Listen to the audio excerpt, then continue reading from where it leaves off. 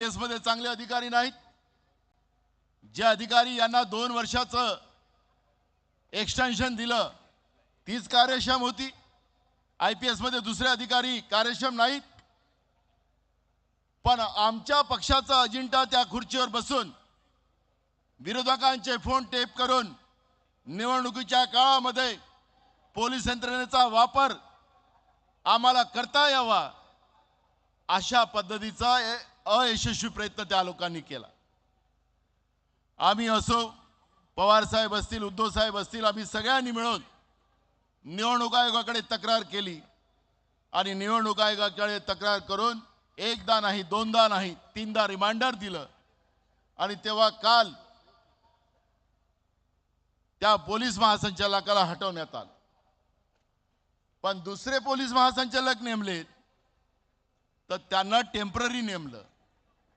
माझा सवाल निवडणूक आयोगालाही आहे, तुम्ही झारखंडमध्ये पोलीस महासंचालक बदलवलं, त्याला रेग्युलर महासंचालक दिलं।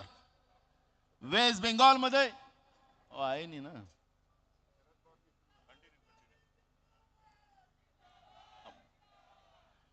त्यांनी वेस्ट बेंगॉलमध्ये पोलीस महासंचालक रेग्युलर दिला, मग महाराष्ट्रामध्ये का नाही? हा प्रश्न या ठिकाणी निर्माण झाला। आम्ही पुन्हा निवडणूक आयोगाला आज पत्र दिलं, अगर याला रेग्युलर पोलीस महासंचालक या निवडणुकीच्या काळात दिला नाही तर पुन्हा ह्या निवडणुका पारदर्शक होणार नाही, आम्ही कोर्टाचा दरवाजा ठोकू। पोलिसांचा वापर करून निवडणुका जिंकता येतात का?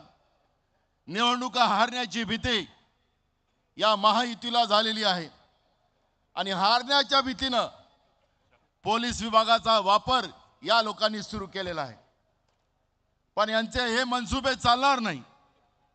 महाराष्ट्राच्या जनतेने मानस केलेला आहे, बहुमताचं सरकार महाराष्ट्रामध्ये महाविकास आघाडीचं आणलं जाईल, हे काळ्या दगडावरची पांढरी रेषा आहे काय। आणि म्हणून मी या ठिकाणी सर हे जाहीर करण्यात आलं,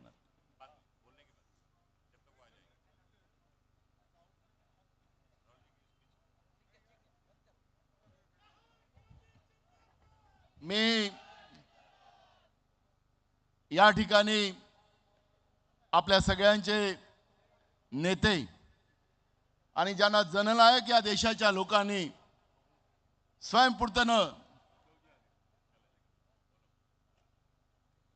जे पदवी बहाल केलेली आहे, असे भारतातल्या जनतेचे हृदयस्थान आणि जननायक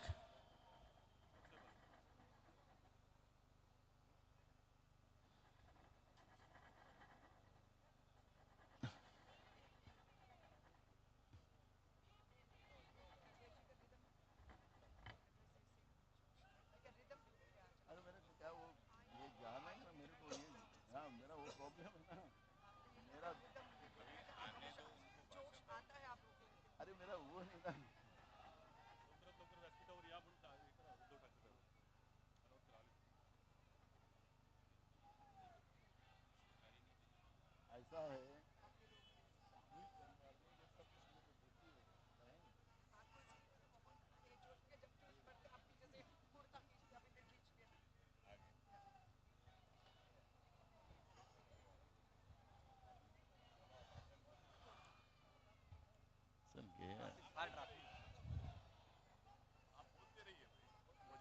स्टॉप करेंगे तो आप बोलते रहिए।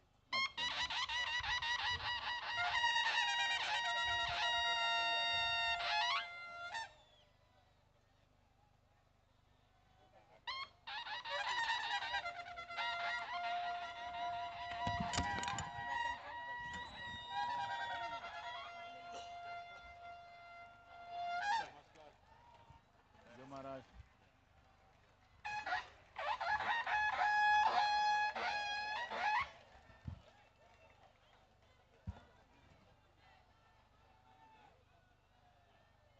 मी आता आपल्या सगळ्यांना विनंती करतो की आपलं लोकसेवेचं पंचसूत्री जे महाराष्ट्राच्या जनतेला जे वचन द्यायचं, ती गॅरंटी द्यायची आहे, ते आता आपले काँग्रेस पक्षाचे राष्ट्रीय अध्यक्ष मल्लिकार्जुन खरगे साहेब, आदरणीय जननायक राहुल गांधी जी, आदरणीय शरद पवार साहेब, आदरणीय उद्धव ठाकरे साहेब आणि महाविकास आघाडीचे सगळे घटक पक्ष या पंचसूत्रीला या ठिकाणी आपल्याला नाही मला ते पंचसूत्री देण्याच्या पहिले उद्धवजी पंचसूत्री देण्याच्या पहिले छत्रपती शिवाजी महाराजांच्या प्रतिमेला आपण हार टाकून राहुलजी पवार साहेब छत्रपति शिवाजी महाराज के प्रतिमा को माल्यार्पण कर कर शिवशाही की सरकार, जनता की सरकार महाराष्ट्र में लाने का हम लोग वचन देते हैं और इसलिए छत्रपति शिवाजी महाराज की प्रतिमा को माल्यार्पण कर कर ये पंचसूत्री हम महाराष्ट्र की जनता को देंगे।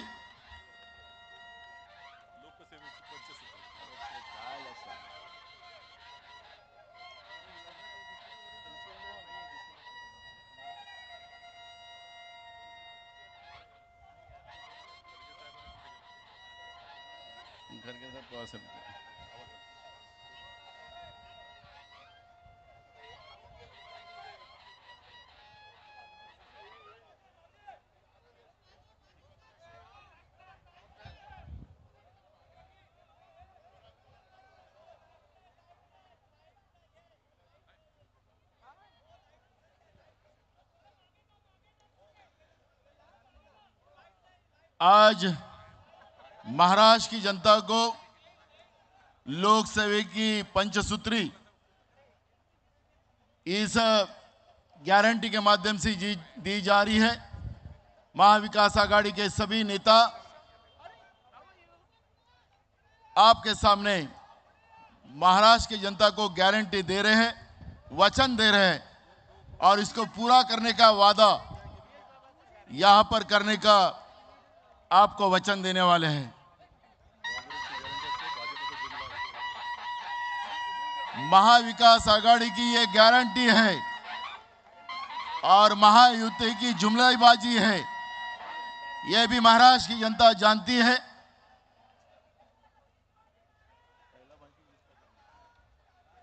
कांग्रेस पक्षाचा राहुल गांधी तुम आगे बढ़ो, राहुल जी तुम आगे बढ़ो।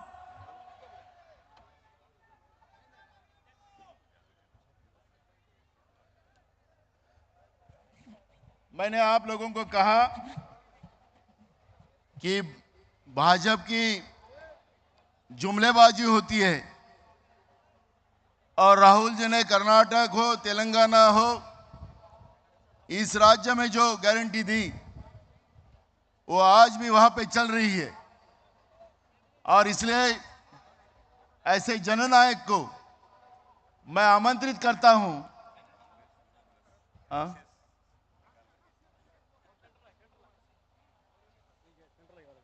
नहीं वो वाला कांग्रेस के नेता आप सबके अजीज मैं राहुल गांधी जी को आमंत्रित करता हूं कि आप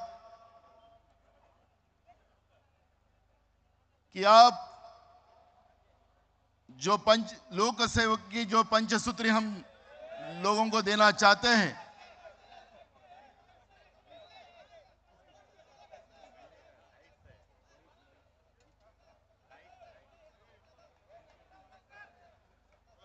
आप हम लोक सेवक की आपका मार्गदर्शन आप करें, ऐसे मैं आपको विनती करता हूं। राहुल गांधी जी तालियां। क्या कर रहे हैं?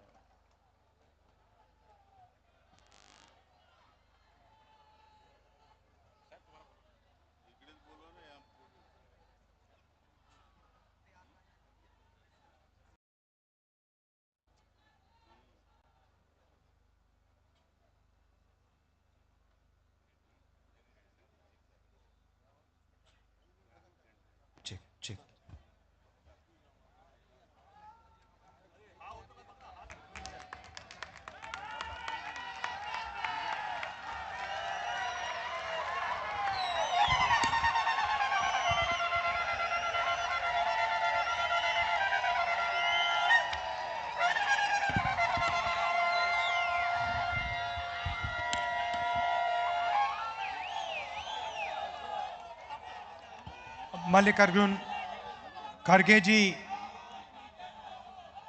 शरद पवार जी, उद्धव ठाकरे जी, रमेश चेन्नीथाला जी, नाना पटोले जी, बाला साहेब थोराट जी, नमस्कार।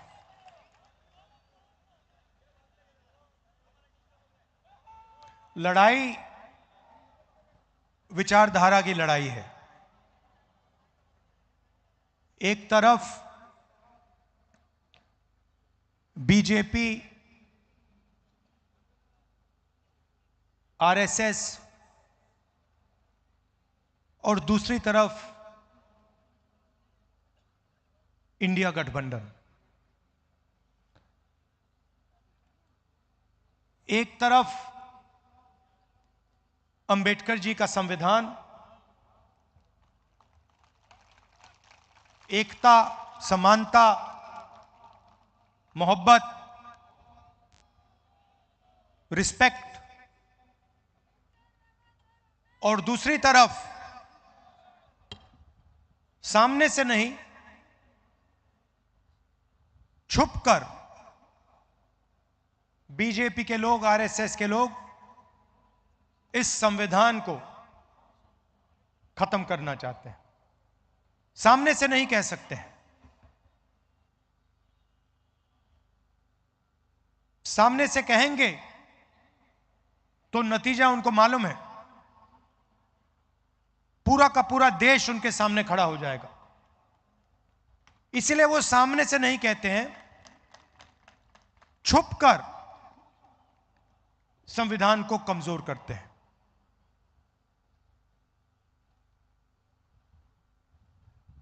हिंदुस्तान के इंस्टीट्यूशंस हैं, संस्थाएं हैं, ब्यूरोक्रेसी है, शिक्षा का सिस्टम है, स्वास्थ्य का सिस्टम है। संविधान में कहीं नहीं लिखा कि एक पार्टी को, एक विचारधारा को अपने लोग हिंदुस्तान की हर संस्था में डालने हैं। यह इंडिया गठबंधन कभी नहीं करता है। आप देखिए, आज देश में यूनिवर्सिटीज के वाइस चांसलर्स की लिस्ट निकालिए, उस लिस्ट में आपको मेरिट नहीं दिखाई देगा, सिर्फ क्वालिफिकेशन सिर्फ आरएसएस की मेंबरशिप का है। वाइस चांसलर बनना है, आरएसएस की मेंबरशिप लीजिए। साइंस के बारे में, ज्योग्राफी के बारे में, हिस्ट्री के बारे में कुछ मालूम ना हो, कोई फर्क नहीं पड़ता। आरएसएस के हो, सीधा आपको उसमें जगह मिलेगी।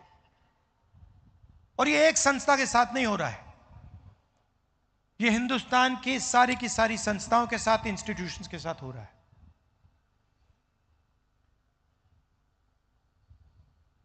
इलेक्शन कमीशन पर दबाव डालते हैं, CBI, ED, income tax department का इस्तेमाल कर सरकार गिराते हैं। आप याद रखिए कि पिछली महाराष्ट्र की सरकार,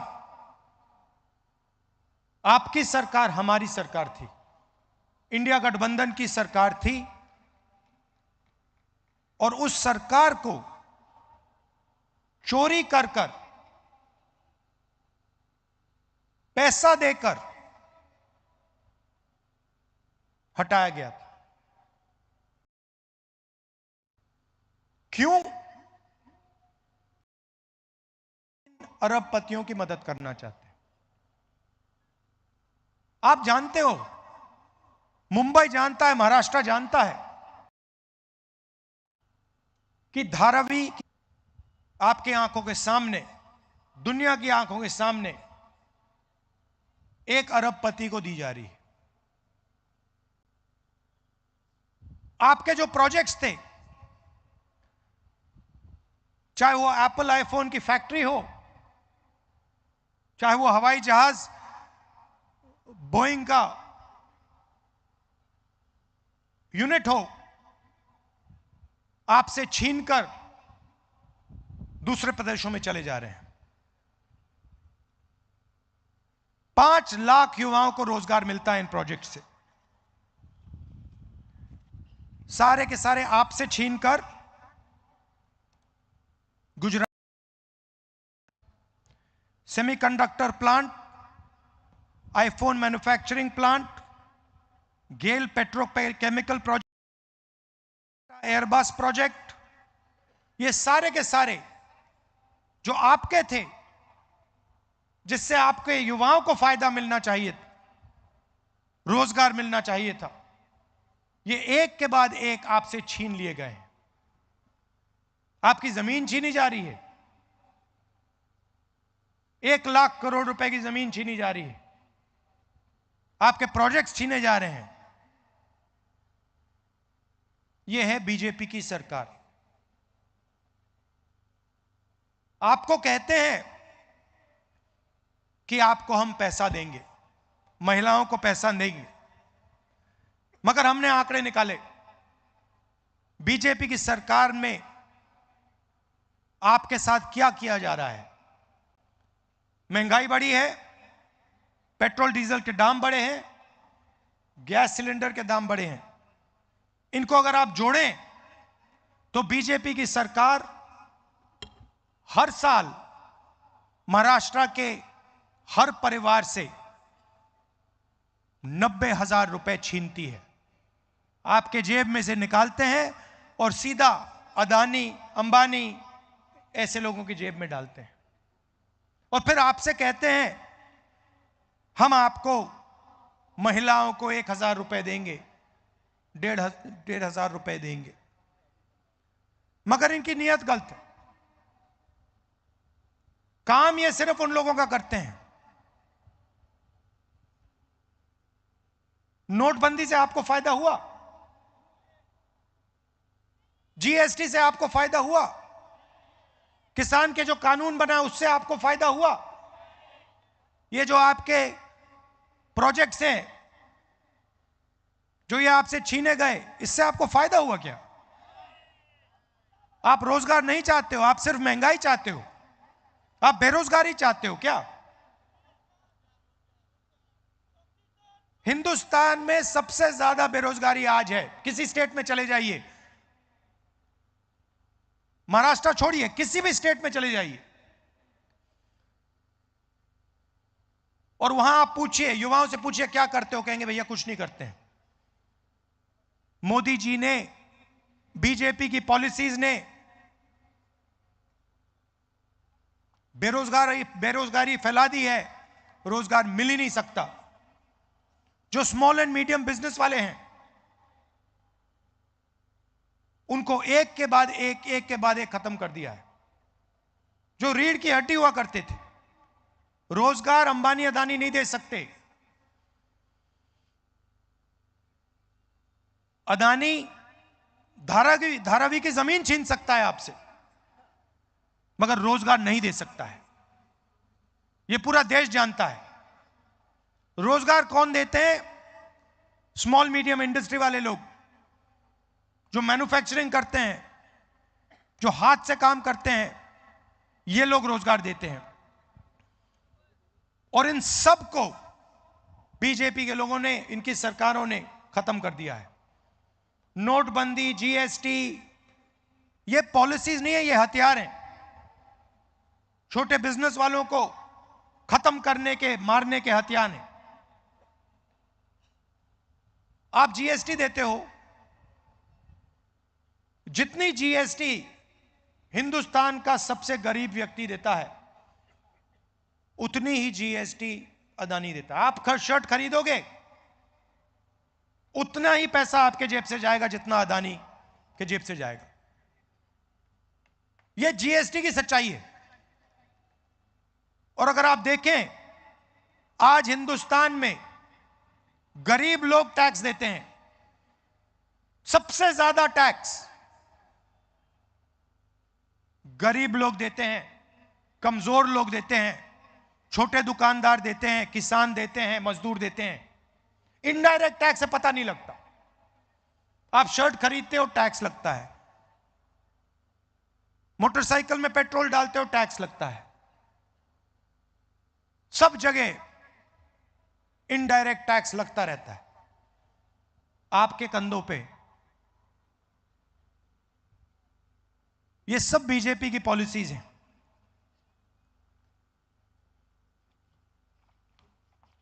मैंने संविधान की बात की। यह विचारधारा की लड़ाई है। एक तरफ अरबपतियों की सरकार और दूसरी तरफ गरीबों की, किसानों की, स्मॉल और मीडियम बिजनेस चलाने वालों की, युवाओं की सरकार। इसीलिए महाराष्ट्र की जनता को 5 गारंटी, और आज मुझे कहा गया है कि आपको मैं 5 गारंटीज में से पहली गारंटी के बारे में बताऊं। शरद पवार जी, उद्धव ठाकरे जी और खारगे जी आपको बाकी गारंटीज के बारे में बताएंगे, मगर मैं आपको महालक्ष्मी योजना 3,000 रुपए हर महिला के बैंक अकाउंट में हर महीने इंडिया गठबंधन की सरकार डालने जा रही है। हर महीने बैंक अकाउंट में महाराष्ट्र की महिलाओं को 3,000 रुपए सीधा खटाखट नजर जाएगा।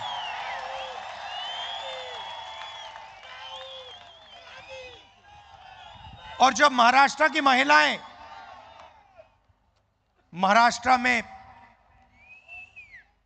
बस में कहीं जाएंगी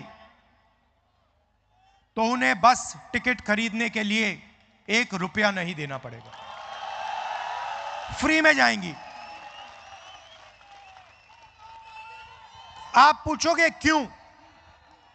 क्योंकि जो चोट बीजेपी की सरकार ने आपको मारी है, महंगाई की चोट, गैस सिलेंडर की चोट, बेरोजगारी की चोट, सबसे ज्यादा दर्द महाराष्ट्र की महिलाओं को लगता है। इसीलिए हमारी पहली गारंटी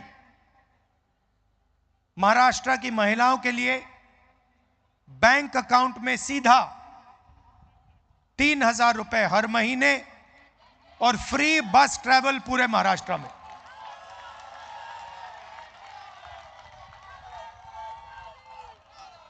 जो बाकी गारंटीज हैं उनके बारे में शरद पवार जी, उद्धव ठाकरे जी और खारगे जी आपको बताएंगे।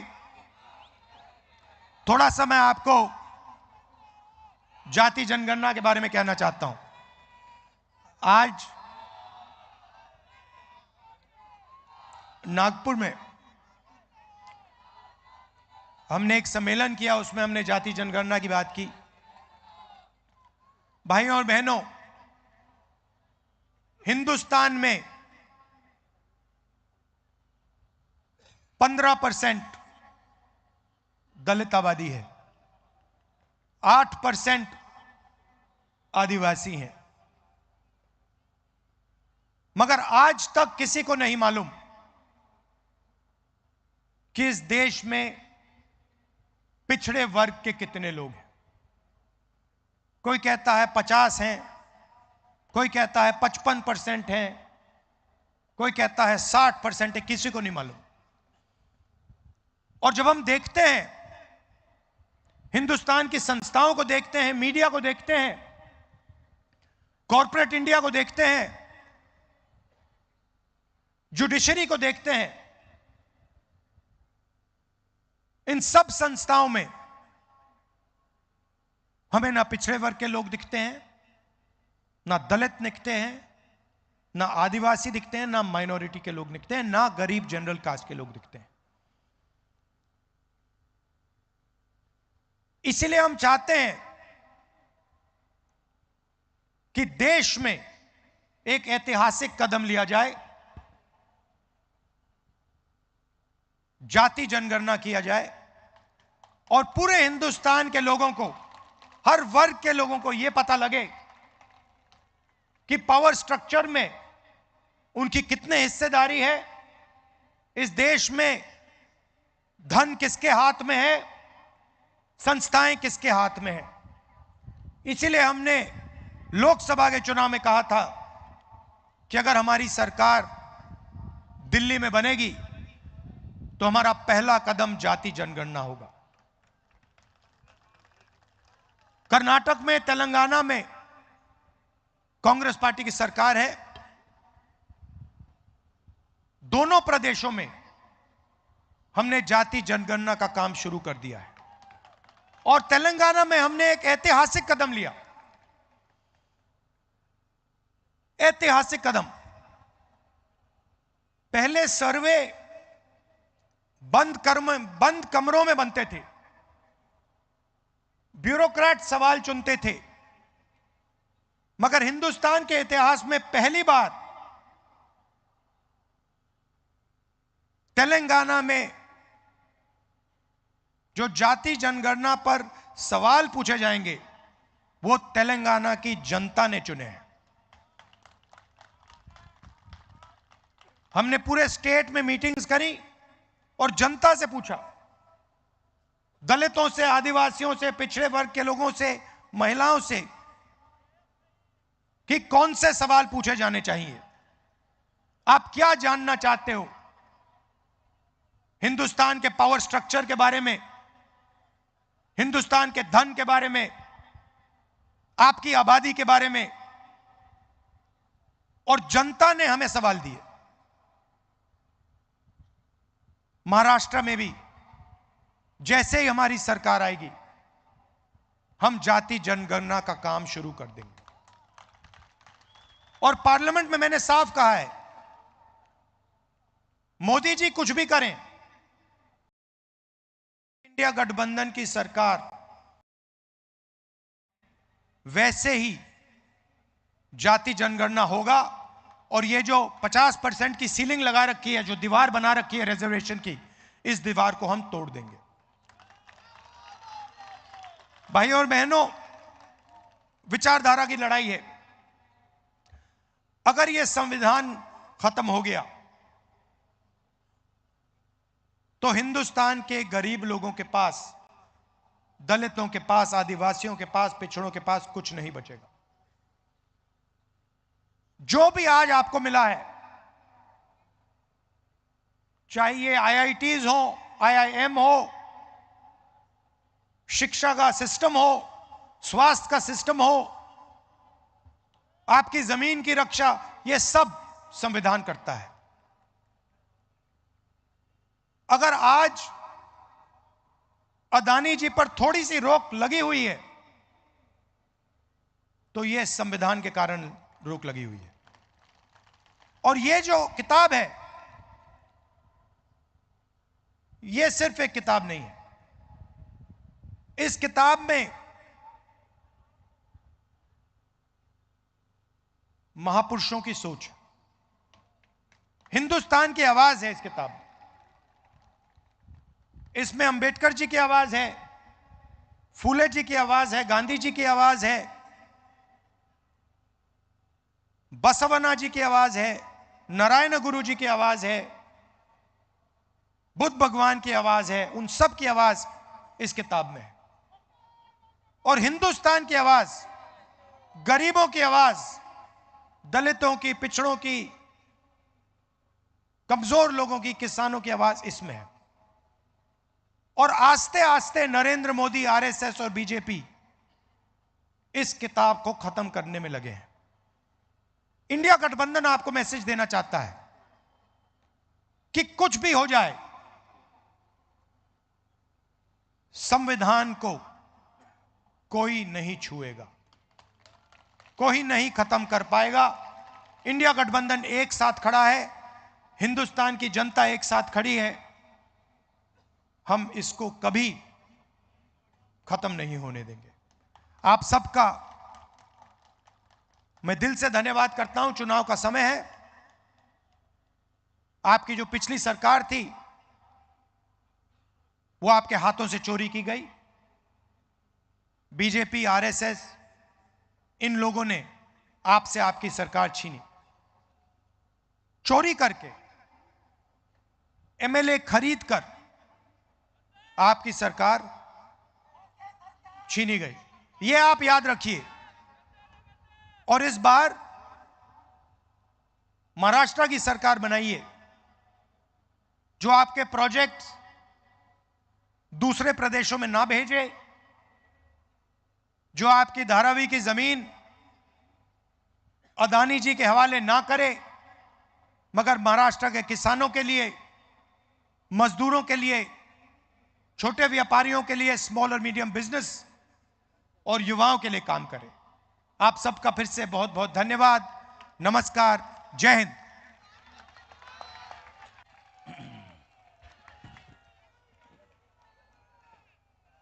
राहुल जी का जोरदार से तालियां बजाकर उनका स्वागत करिए। महाराष्ट्र के महिलाओं के सक्षमीकरण के लिए उन्हें जो कदम उठाया है उसके लिए हम तहे दिल से उनका महाराष्ट्र की जनता की तरफ से स्वागत करते हैं। हमारे राज्य के और राष्ट्रीय नेता, हमारे महाराष्ट्र का गौरव शरद पवार जी किसानों के बारे में जो गारंटी देने वाले हैं वो अपना वक्तव्य शुरू करें। सन्माननीय अध्यक्ष आणि उपस्थित बंधू भगिनींनो, सुरुवातीलाच तुम्हा सगळ्यांचे आभार मानायचे। 6 महिन्याच्या पूर्वी देशाच्या लोकसभेची निवडणूक झाली। त्यावेळेला चालवायचं याचा निकाल घेण्याची ही वेळ आलेली आहे। गेल्या 5 वर्षामध्ये आपण उद्धवजींच्या नेतृत्वाखालचं सरकार सोडलं तर बाकीचा सगळा कालखंड हा महाराष्ट्राला मागं नेणारा कालखंड आहे। महाराष्ट्र राज्य हे देशाचं उद्योगाचं महत्त्वाचं राज्य, आर्थिकदृष्ट्या शक्तिशाली राज्य चित्र आहे।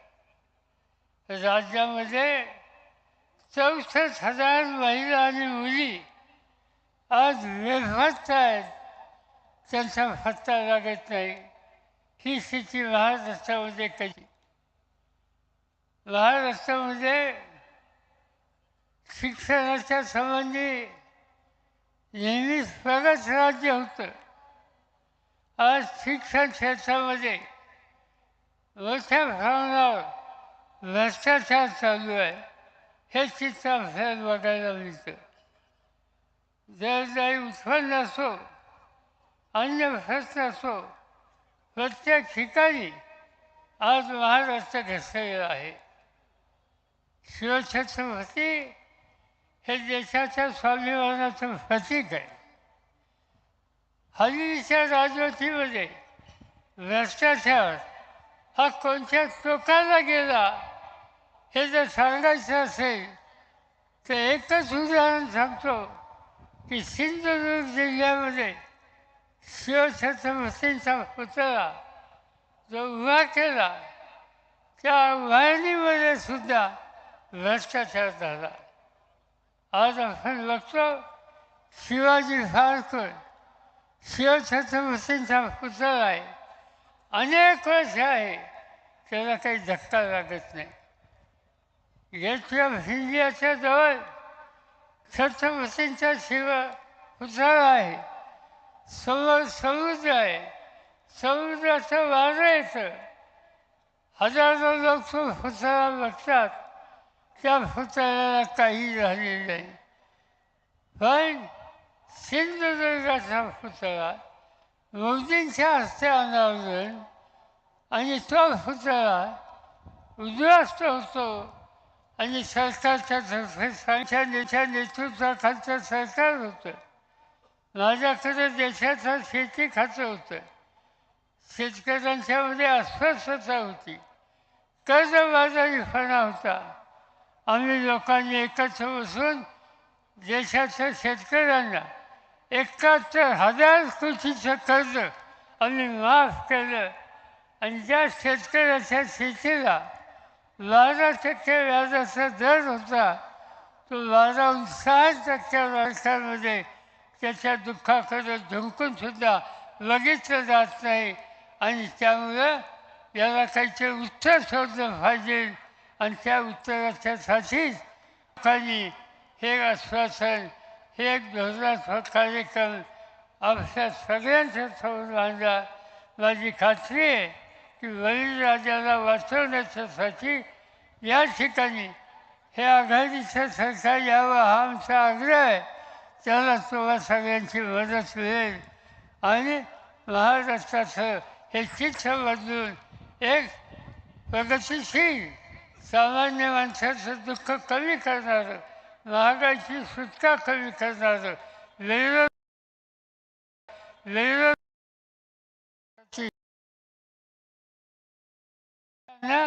संरक्षण देणारं आणि कुटुंब समाजाचे ज्या दीन दलित आदिवासी व्यक्ती जगता येईल अशा प्रकारची काळजी घेणारे सरकार आम्ही लोक आमचा जीव हाच विश्वास.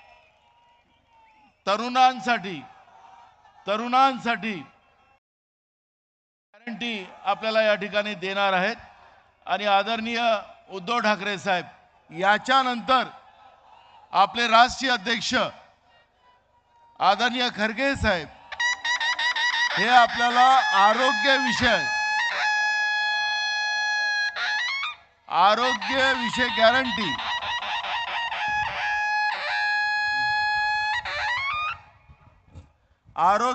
गॅरंटी आपल्याला या ठिकाणी देणार आहेत आदरणीय खरगे साहेब. त्यामुळे आदरणीय उद्धव ठाकरे साहेब आपल्याला युवांच्या बद्दल जी गॅरंटी आपण महाविकास आघाडीच्या वतीनं द्यायला निघालेलो आहोत त्याबद्दलचं मार्गदर्शन ते करतील.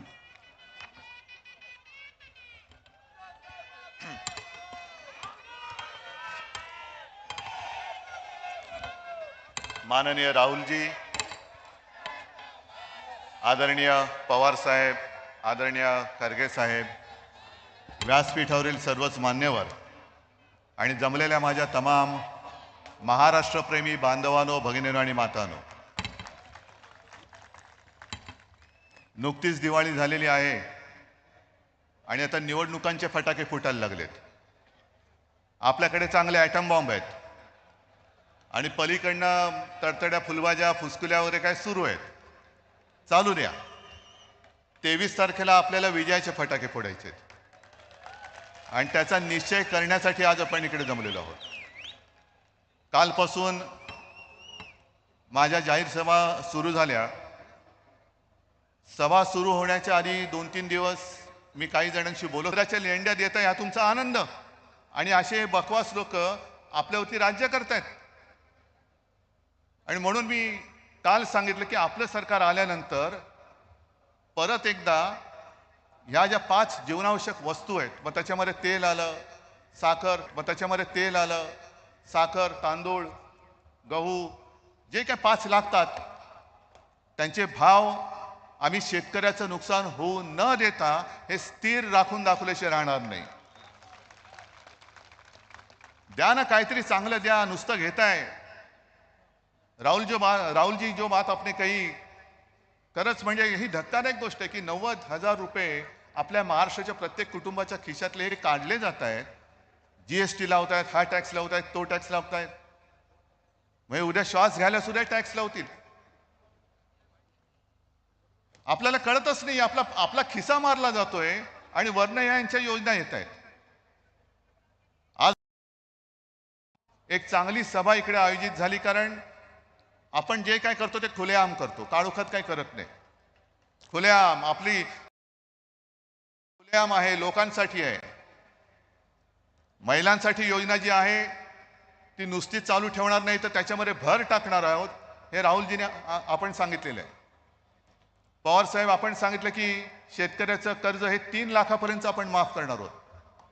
2 लाखापर्यंत आपण करून दाखवलेलं आहे. म्हणजे बेरोजगार तरुणाला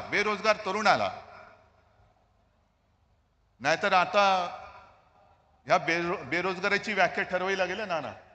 कारण एक तरुण आता याच्यानंतर बेरोजगार होणार आहे. ते जाऊ द्या. पण बेरोजगार तरुणांना दर महिन्याला आपण 4,000 रुपयांची मदत करणार आहोत. 4,000 रुपये का नाही करायची? जर तरुण आपलं भविष्य असेल आणि ते भविष्य आज ह्यांच्या कपाळकरंट्या जो काय कारभार चाललाय त्याच्यामुळे नासला जात असेल तर मग त्याला उभारी देणार कोण? आपलं महाविकास आघाडीचं सरकार ते काम करेल. आणि जे आपण लोकसभेमध्ये जो एक प्रचार केला त्या प्रचाराला हे फेक नरेटिव्ह म्हणतात. ज्या संविधानाची प्रत राहुलजी आपने दिखाई मी वर्षात ह्या चुकीच्या निविदा काढल्या गेल्यात आणि निविदा बाहेरच्या ज्या सवलती अदानींना देऊन माझी अख्खी मुंबई नासवली जाते. पहिलं तो कॉन्ट्रॅक्ट आम्ही रद्द करू आणि धारावीकरांना जिथल्या तिथे उद्योगाच्या सोयीसह घर दिल्याशिवाय राहणार नाही. हे महाविकास आघाडीचं वचन मी आज तुम्हाला सगळ्यांना देतोय. पण सगळ्या मुंबईकरांनी समजून घ्यायला पाहिजे की विषय केवळ धारावीपुरता नाहीये. दहिसरची जमीन दिली, मुलुंडची जमीन दिलेली आहे, मालवणची दिलेली आहे, त्याच्यानंतर आपलं मिठागर दिलेलं आहे, कांजूरची दिलेली आहे, कुर्ला मदर डेअरीची दिलेली आहे. काय आहे काय? सगळं त्यांना द्यायचं. वरती टीडीआर त्यांना द्यायचा. त्या टीडीआर वरती सुद्धा मी नंतर बोलणारच आहे. पण आज आपण जे पंचसूत्री म्हणून जाहीर केलेलं आहे त्याच्यामध्ये धारावीचा मुद्दा हा सुद्धा आपल्या एक वचननाम्यामध्ये असणार आहे की मुंबई बचाव. आम्ही एकदा कोरोनाच्या काळामध्ये धारावी वाचवली होती. आता पुन्हा एकदा धारावी आम्ही वाचून दाखवणार. पुन्हा एकदा धारावी वाचू. संपूर्ण यांचं कॉन्ट्रॅक्टरचं लाड करणारं हे सरकार आहे. मधल्या काळात मी वाचलं की आपली गावठण आणि कोळीवाडी आहेत तिथे सुद्धा क्लस्टर डेव्हलपमेंट करणार. क्लस्टर म्हणजे काय? की जसं झोपडपट्ट्यांमध्ये आपण करतो ना की झोपडपट्टी वासेने तिथल्या तिथे घर म्हणजे एक उंच टावर बांधायचा, त्याच्यामध्ये सगळ्यांना घरं द्यायची आणि बाकीची जमीन ही बिल्डरला देऊन टाकायची. तसंच कोळीवाडे त्यांच्या घशात घालायचं चाललेलं आहे. पण एक सुद्धा कोळीवाडा आम्ही बिल्डर अदानी किंवा कोणाच्याही घशात जाऊ देणार नाही. आमचं हे सुद्धा वचन आहे की कोळीवाडी असोत किंवा गावठाणं असोत, कोळीवाड्यांचं अस्तित्व कायम ठेवून आम्ही आमच्या मतानुसार विकास करून दाखवू. नाहीतर एक क्लस्टरमध्ये टाकलं तर कोळीवाड्यांना इमारती उभ्या करून दिल्या, मग त्यांच्या जे काही होड्या आहेत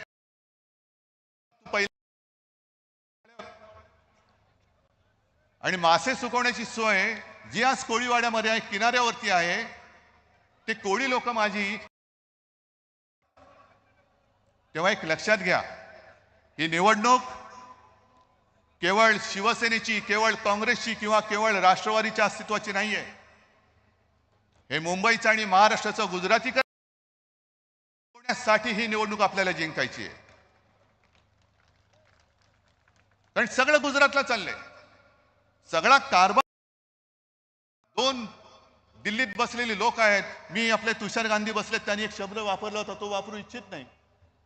पण ते जर करणार असतील आणि आम्ही सगळे लोक छत्रपती शिवाजी महाराज की जय बोलून शंडासारखे बघत बसणार असू तर मग न जगलेलं बरं. ज्याप्रमाणे हे काही जीवाभावाचे प्रश्न आम्ही इथे मांडतो त्याला उत्तर आम्ही देतो. तसंच जे मी दसऱ्याच्या भाषणात बोललो, जे पुनरुच्चार मी करतो की आपलं सरकार आल्यानंतर महाराष्ट्राच्या प्रत्येक जिल्ह्यात छत्रपती शिवाजी महाराजांचं मंदिर आम्ही बांधून दाखवल्याशिवाय राहणार नाही. अगदी सुरतेला सुद्धा बांधू. मग हे मी बोलल्यानंतर देवाभाऊ बोलले, छत्रपती शिवाजी भ्रष्टाचार करून पुतळा बांधला तिकडे उभारला होता, तो सुद्धा 8 महिन्यात पडला. कारण शिवाजी महाराज म्हटल्यानंतर होते. मग देवेंद्र फडणवीसने मला आव्हान दिलं, अहो तुम्हाला जर हिंमत असेल तर मुंबऱ्यामध्ये शिवाजी महाराजांचं मंदिर बांधून दाखवा. अहो देवा भाऊ, जाऊ तिथे खाऊ. मुंबऱ्यामध्ये जा पहिलं, आणि मुंबऱ्याच्या प्रवेशद्वारावरती जे शिल्प आहे ना, छत्रपती शिवाजी महाराज तिकडे आहेत, जिजाऊ आहे, तुकाराम महाराज आहेत, सावित्रीबाई फुले आहेत, हे पहिलं बघा, मुंबऱ्यामध्ये आहे.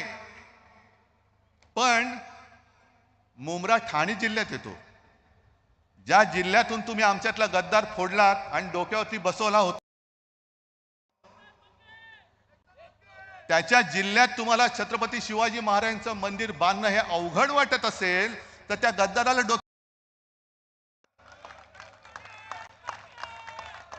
गद्दार घेऊन नाचलात कशाला? आणि म्हणून वेडीवाकडी आव्हान आम्हाला देऊ नका. आज आम्ही तरी हे सगळं बकाल तुम्ही करत चाललेले आहेत. महाराष्ट्र राज्य आणि मुंबई त्याच्या चांगल्यासाठी, त्याच्या भवितव्यासाठी एक चांगला जाहीरनामा घेऊन आम्ही जनतेसमोर आलेलो आहोत. आणि मला खात्री आहे, मुंबईचीच नव्हे तर संपूर्ण महाराष्ट्राची जनता ही जागरूक आहे. मुंबईकरांनी गेल्या लोकसभेमध्ये महाविकास आघाडीच्या बाजूनी भरपूर कौल चांगला दिला. अगदी 6 पैकी मी तर म्हणे 5 जागा आपण जिंकलो. 1 जागा चोरी करून ते जिंकले. त्याच्यानंतर झालेली पदवीधर आपण जिंकलो, शिक्षक आपण जिंकलो, सिनेटची निवडणूक आपण जिंकलो. त्याच्यामुळे मुंबईकरांचे आशीर्वाद हे असेच आमच्यावरती कायम असू द्यात आणि ते राहतील अशी खात्री व्यक्त करतो आणि आपल्या सर्वांची रजा घेतो. जय हिंद, जय महाराष्ट्र. धन्यवाद उद्धव जी. आपने हमारे राज्य के युवाओं को, जिन लोगों को इन लोगों ने बेरोजगार बनाया, उन सब लोगों को 4,000 रुपया हमारे युवा और युवतियों को देने का गारंटी आपने दी यहाँ पर. इसलिए तालियां बजाकर जोर से उनका स्वागत आप सब करिए. हमारे राष्ट्रीय अध्यक्ष आदरणीय खरगे जी, आपको हेल्थ के बारे में, क्योंकि आज महाराष्ट्रातली जी काही परिस्थिती आज आहे, सरकारी दवाखान्यात गेलेला माणूस सरळ जातो पण आडवा होऊन येतो. पैसे नाही आणि म्हणून आपला उपचार ते करू शकत नाही. आणि म्हणून या सगळ्या गरजू लोकांना महाराष्ट्रामध्ये आर्थिक ताकद देऊन त्याचा जीव वाचवण्याचा एक संकल्प या ठिकाणी केला जातो. आणि त्याची घोषणा आदरणीय काँग्रेस पक्षाचे राष्ट्रीय अध्यक्ष, आमचे नेते मल्लिकार्जुन खरगे साहेब आपल्याला मार्गदर्शन करतील अशी त्यांना विनंती करतो. आज की इस चुनावी सभा में उपस्थित साथियों और हमारे अपोजिशन पार्टी के गठबंधन दल के उपस्थित नेता और कार्यकर्तागण और मंच पर बैठे हुए सभी नेतागण और मीडिया के मेरे दोस्तों, भाइयों और बहनों, अभी आपने सभी का भाषण सुना, लेकिन आखिरी में बोलने वालों को बड़ा मुश्किल होता है, क्योंकि सभी गारंटी ने तो उन्होंने बोल दिया. मुझे एक ही गारंटी आपसे लेना है, आप सभी मिलके गठबंधन के सरकार को जिताएंगे, ये गारंटी आपको देना है.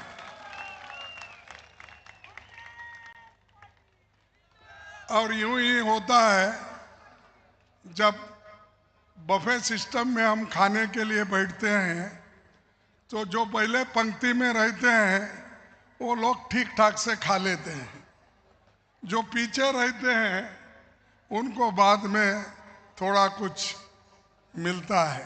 ये वैसा ही है कि जो हमको चांस मिला कहने का, मैं थोड़ी बातों में मेरी बात को आपके सामने रखूंगा.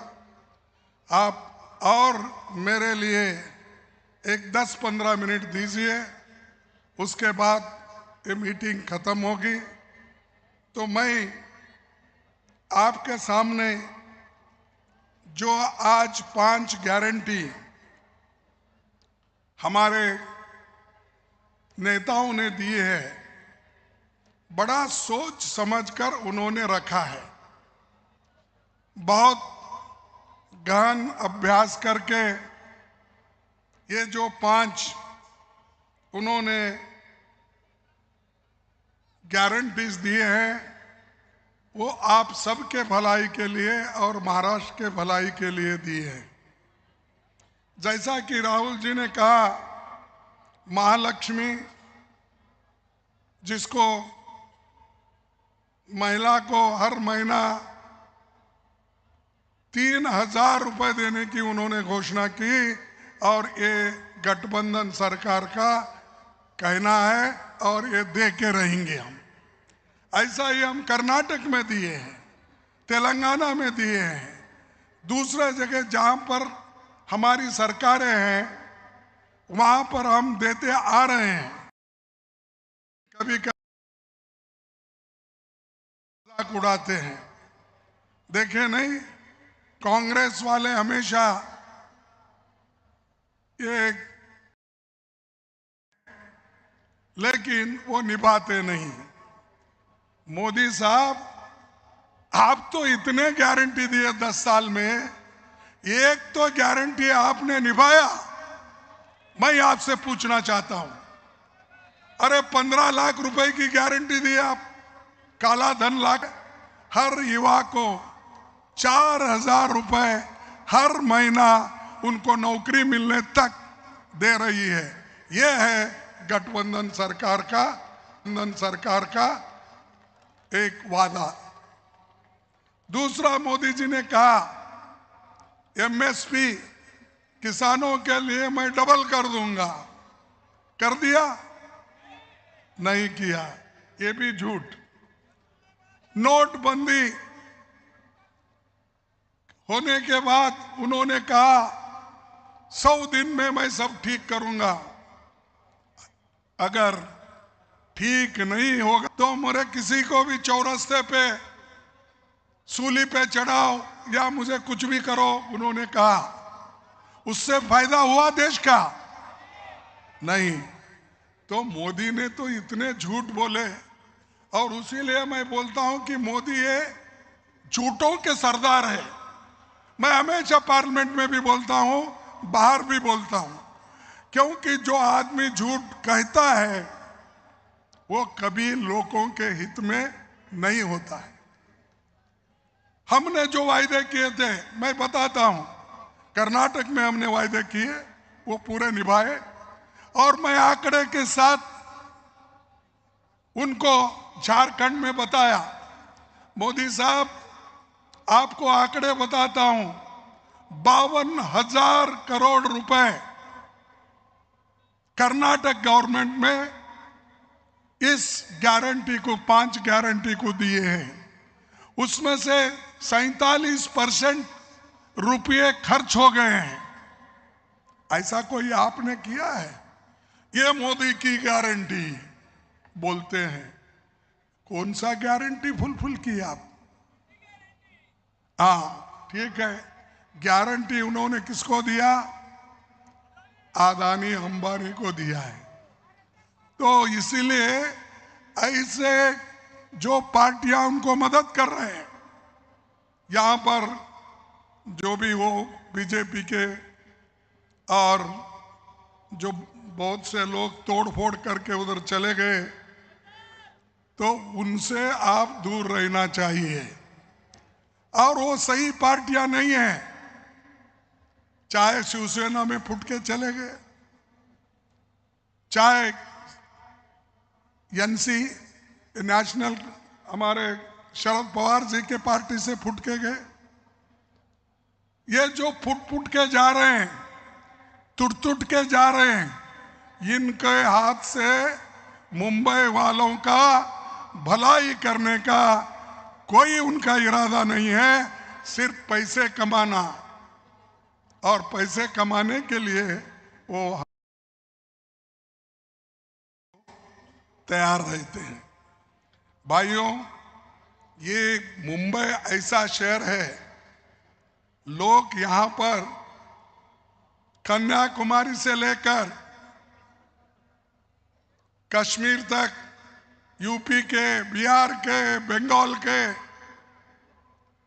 मध्य प्रदेश के, हर स्टेट का आदमी यहां आकर पलता है, मजदूरी करता है।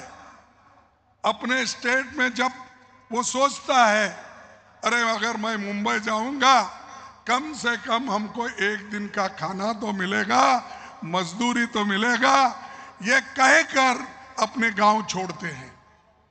लेकिन यहां पर क्या हो रहा है, उनके लिए कोई जगह नहीं बची, और खासकर जो मुंबई वासी हैं उनके लिए भी जगह नहीं बची। अब दूसरों को तो मदद करना छोड़िए, मुंबई में जो आता है कभी भूखा नहीं मरता, ये कहावत कर्नाटक में, आंध्रा में, तेलंगाना में हर जगह है। लेकिन यहाँ के लोग यहाँ जो जमीन है वो बेच रहे हैं, और यहाँ जो अभी राहुल जी ने कहा कि ये जो इन्वेस्टमेंट यहाँ पर आ रहा है, वो इन्वेस्टमेंट कहाँ जा रहा है? मैं उद्धव ठाकरे जी से पूछता हूं, क्यों उसको जाने दे रहे हैं?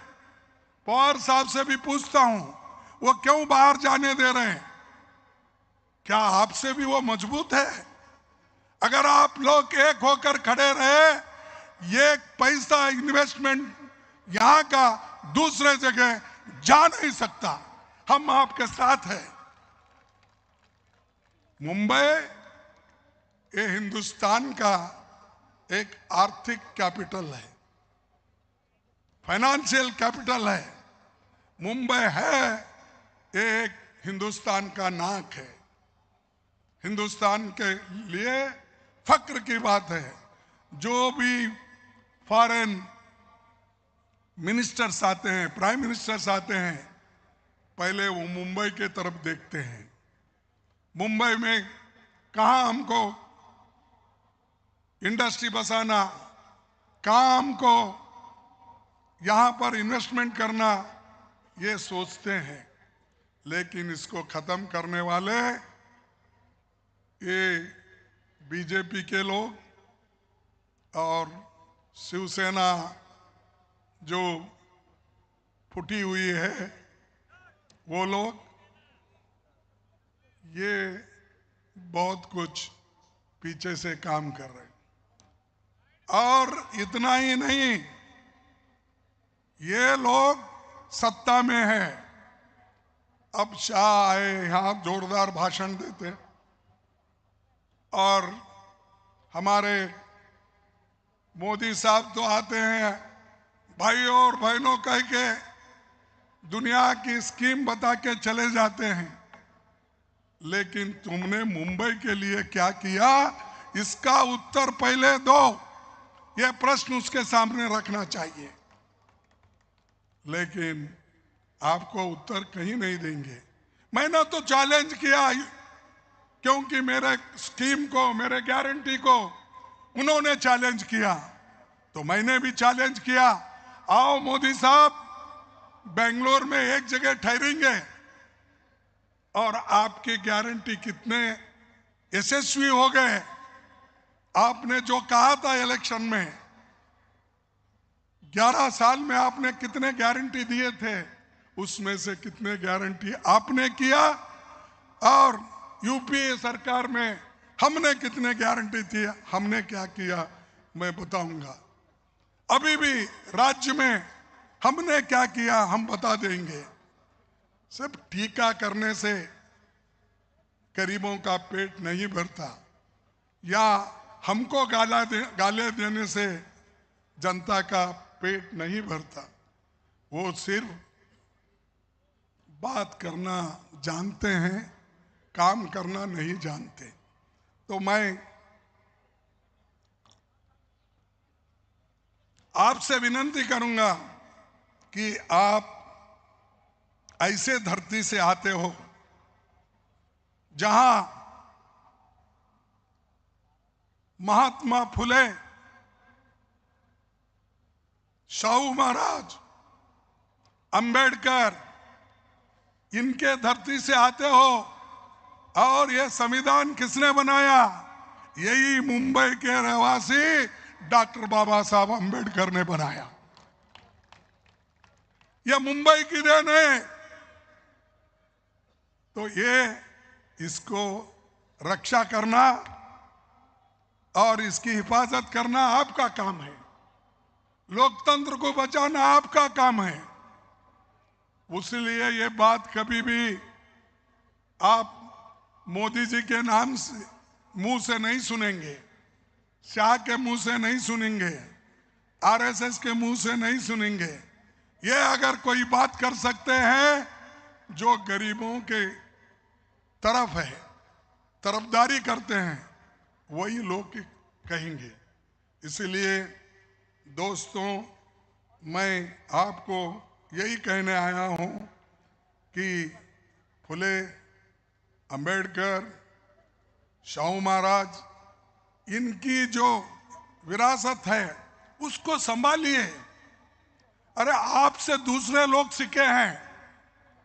अंबेडकर नाम आज पूरे हिंदुस्तान में हर आदमी लेता है, फुले जी का लेता है, चाहे वो यहीं पैदा हो गए होंगे, यही कार्य उनका होगा। शाहू महाराज का उदाहरण सब जगह देते हैं। क्यों? सामाजिक न्याय के लिए, गरीबों की तरफदारी करने के लिए उन्होंने जो काम किया, उसके लिए सारा देश महाराष्ट्र के तरफ देखता है। और महाराष्ट्र के लोग एक एक करके छोड़ रहे, बाहर जाने दे रहे। तो मैं आपसे विनती करूंगा, आप अगर एक रहेंगे, यूनिटी रहेगी, आपके पास का कोई स्कीम कोई भी नहीं छीन ले सकता। मैं ये दावे के साथ कहता हूं। तो इसलिए मैं आपसे ये बात कह रहा हूं, इसलिए कि ये बीजेपी सरकार हर चीज बेच रही है। बड़े बड़े कारखाने बेच रहे हैं, पब्लिक सेक्टर्स बेच रहे हैं, एयरपोर्ट बेच रहे हैं, पोर्ट बेच रहे हैं, और यहां तक अदानी साहब के जो पोर्ट है, मैं समझा वो वहां गवर्नमेंट सिक्योरिटी है, समझा प्राइवेट सिक्योरिटी है। उस पोर्ट से यहां पर नशीले चीजें यहां आ रही है, ऐसा मुझे पता लगा। तो नशीली चीजें अंदर लाने के लिए अगर वो पोर्ट काम करता है, तो आप महाराष्ट्र के लोग चुप नहीं बैठना चाहिए, हम भी चुप नहीं बैठना चाहिए, इसके खिलाफ लड़ते रहना चाहिए। नहीं तो हमारे बच्चे पंजाब में जो हो रहा है, हरियाणा में जो हो रहा है, नशे में डूब जाएंगे, काम नहीं करेंगे। इसीलिए मैं आप तमाम से विनती करता हूं कि यहाँ जो ऐसी सरकार है जो मोदी जी ने बिठाई, हमारी सरकार थी, उद्धव ठाकरे जी चीफ मिनिस्टर थे, हम सब लोग गठबंधन में थे। अरे हमारे सरकार को छीन के, चोरी करके तुमने लिया, और चोरों को सपोर्ट करने वाले मोदी और शाह, उनको सबक सिखाना है। सिखाएंगे आप? अरे क्या जोशी नहीं ना भाई, हम तो सुनते थे बहुत जोशीले यहाँ। ये जो चोरों की सरकार है, इनको भगाना पड़ेगा। इनके ऊपर चार्जशीट करके इनको जेल में डालो। इसीलिए तुम्हारा सपोर्ट हमको होना, इसीलिए हमारे लोगों को तुम चुन के भेजना। अगर आप चुन के भेजेंगे, हम अच्छी सरकार देंगे। और ये जो हमारे गारंटीज है, हमने जो आपको दिया है, ये गारंटीज पक्के हैं। मोदी जी के जैसा नहीं है 15 लाख दूंगा, 2 करोड़ नौकरी दूंगा, डबल इंजन की सरकार है, एमएसपी डबल करूंगा, ये सब झूठे वायदे किए। ये नहीं, ये पक्के वायदे हैं। ये बजट देखकर उन्होंने विचार करके ये किया है। तो इसीलिए जो सच बोलते हैं, जो आपका काम करते हैं, उनको आप सपोर्ट कीजिए। और यहाँ पर किसानों के बारे में हमारे शरद पवार जी बोले हैं बहुत कुछ, मैं फिर उसको दोहराना नहीं चाहता। मेरा क्या है, देखो कोई भी देश आगे आना है तो एक शिक्षा की जरूरत है, दूसरा उसके आरोग्य को देखना है, हेल्थ को। तो मैं अब घोषणा करता हूं, गरीबों के लिए जो हेल्थ प्रोग्राम है, हम लोग 25 लाख रुपए इंश्योरेंस सरकार से करेंगे, फ्री औषध देंगे और 25 लाख रुपए की गारंटी ये इंश्योरेंस में देंगे। तो हमारे सभी गारंटी जो लोगों के हित में है। अब बुलेट ट्रेन आप देखिए, मोदी जी बोले मैं 2 साल में अहमदाबाद से मुंबई तक बुलेट ट्रेन लाऊंगा। कहाँ है भाई तेरी बुलेट ट्रेन? वो पुल गिर गया, मोदी जी जिसको हाथ लगाते वो गिरते रहता है। पुल गिर गया मुराना में, वहां पर गुजरात में पुल गिर गया। मैं समझता हूं मेरे पास आंकड़े हैं, ये इनके जमाने में कितने पुल गिरे और कितने इन्होंने पैसा खर्च किया, ये मैं आपको बताना चाहता हूं। ये जो है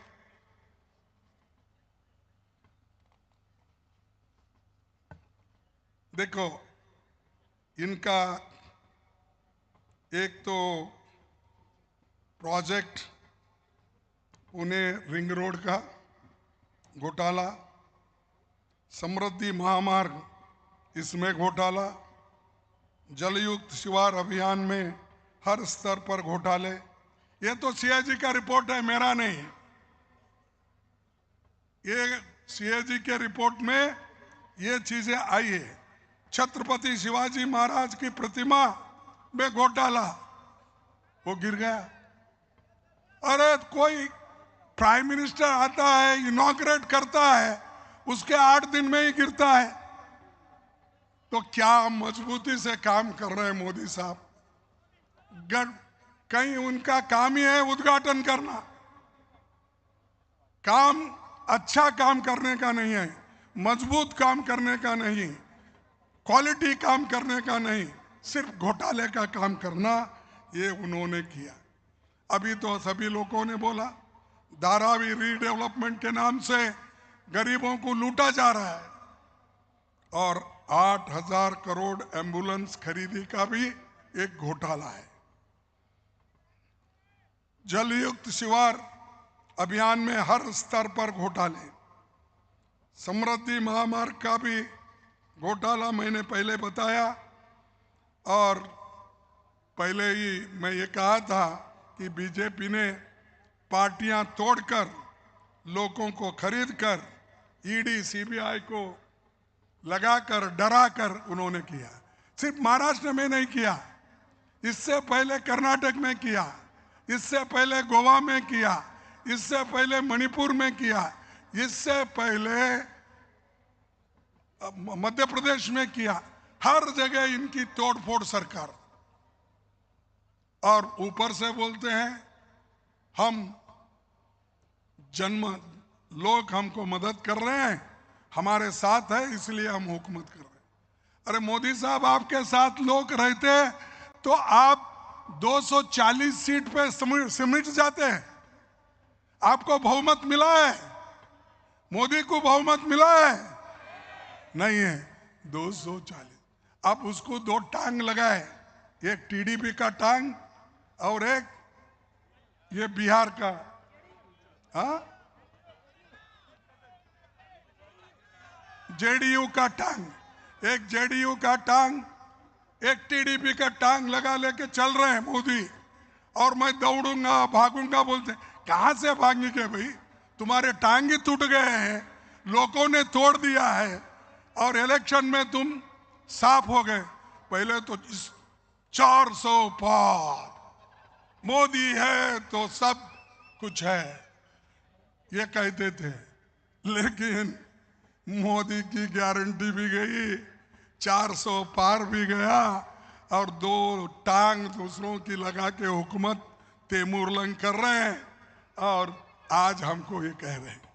तो इससे आप तमाम से मैं एक ही विनती करूंगा कि आप इस लड़ाई में मजबूती के साथ हमारे साथ रहो और जो हमारे गठबंधन के नेता लोग हैं, चाहे हमारे पार्टी के नाना पटोले हो और गठबंधन के नेता श्री उद्धव ठाकरे जी, शरद पवार जी और मुंबई के वर्षा गायकवाड़, ये सभी लोग हैं। लेकिन एक होकर मिलकर दिल से काम करेंगे तो निश्चित रूप से हमारी गठबंधन सरकार यहां आएगी और बीजेपी सो जाएगी, पलट जाएगी, मुझे खात्री है। और ये करके दिखाने वाले नेता लोग हैं।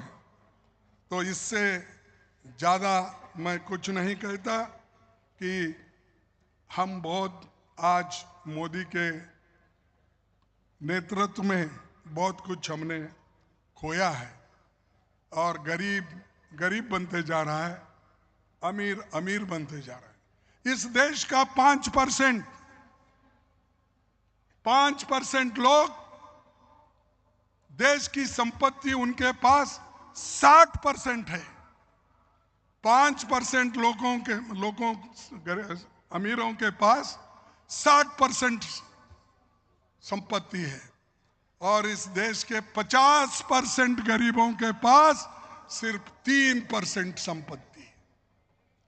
ऐसी सरकार आपको होना और उसके चेले ऐसे हैं, चपाटे, चेले चपाटे, उनकी गवर्नमेंट आपको होना नहीं। तो मैं आपसे यही बात कहने आया था और आखिरी में कहूंगा, जो डॉक्टर बाबा साहब अम्बेडकर हमारे संविधान में समानता और स्वतंत्रता और बंधु प्रेम, ये 3 चीजें हमको उन्होंने दी है और इन तीनों चीजों को लेके हम आगे बढ़ना है और उनको हम सबक सिखाना है। और शिव साहू फुले अंबेडकर के आदर्श जो है उसको अगर हम आगे लेके बढ़ेंगे तो सिर्फ महाराष्ट्र ही नहीं, सारे देश आगे आएगा। तो इसलिए मैं आपके सामने कहने आया था। और ये जो मुंबई आज आर्थिक राजधानी, इसको हम ऐसा ही रखेंगे। और मैं ऐसे जगह में हूँ, गुलबर्गे में, और शरद पवार जी को मालूम है, ठाकरे साहब को भी मालूम, मेरे को इक्वल डिस्टेंस है। मुंबई भी उतना ही है मुझे, उधर बेंगलुरु में उतना ही है। कभी कभी मुझे यहाँ आने के बाद कंफ्यूज होता, तुमको देखते मैं मराठी में बात करूं क्या, फिर दूसरों को देखने के बाद मुझे ऐसा होता भाई हिंदी में बात करूं क्या। ये मुंबई में आते ही बड़ा कंफ्यूज होता मेरे को महाराष्ट्र में, क्योंकि आप जरा मराठी में बात करने के बाद जरा उद्धव ठाकरे को कैसा तालियां बजाते हैं, शरद पवार को कैसा तालियां बजाते हैं, वो तालियां मुझे मिलते समझ के मैं कोशिश करता हूं, फिर मैं बोलता हूं कि राष्ट्रभाषा में बात करेंगे। आणि तुम्हाला सांगतो, आम्ही कधी खोटे बोलणार नाही। निश्चित आम्ही जे काही सांगतो त्याप्रमाणे चालतो। बोले जैसा चाले त्याची वंदावे त्याची पाऊले वंदा है नहीं, हाँ वंदावे पाऊले। अरे जो सच बोलता है, सच करता है, उसके पैर पड़ो भाई। ये झूठों का सरदार का क्यों पैर पड़ रहे हैं? ये बीजेपी के नेताओं को बोल रहा हूं भाई। और सच बोलने वाले ये गठबंधन में लोग हैं, और हम जो लीडरों को मानते हैं, ये देश के बहुत बड़े सामाजिक सुधारक हैं। तो इसीलिए आप से मैं ये उम्मीद रखूंगा, और हमारी ये घोषणा पत्र भी आगे आएगी, और हमारे जो 5 सूत्री गारंटी है, इसको आपको मजबूती से सपोर्ट करेंगे। ऐसा कहकर मैं आप तमाम को नमस्ते करते या आपको अभिनंदन करते मेरे भाषण को समाप्त करता हूं। धन्यवाद, धन्यवाद। हम जय हिंद। जय हिंद। अरे जोर से बोलो, जय हिंद। आप प्लीज जय हिंद। आप जय भीम। अरे क्या मुंह में क्या रख लिए? जय भीम। जय भीम। ठीक है, काम करो। धन्यवाद। आपली सभा राष्ट्रगानाने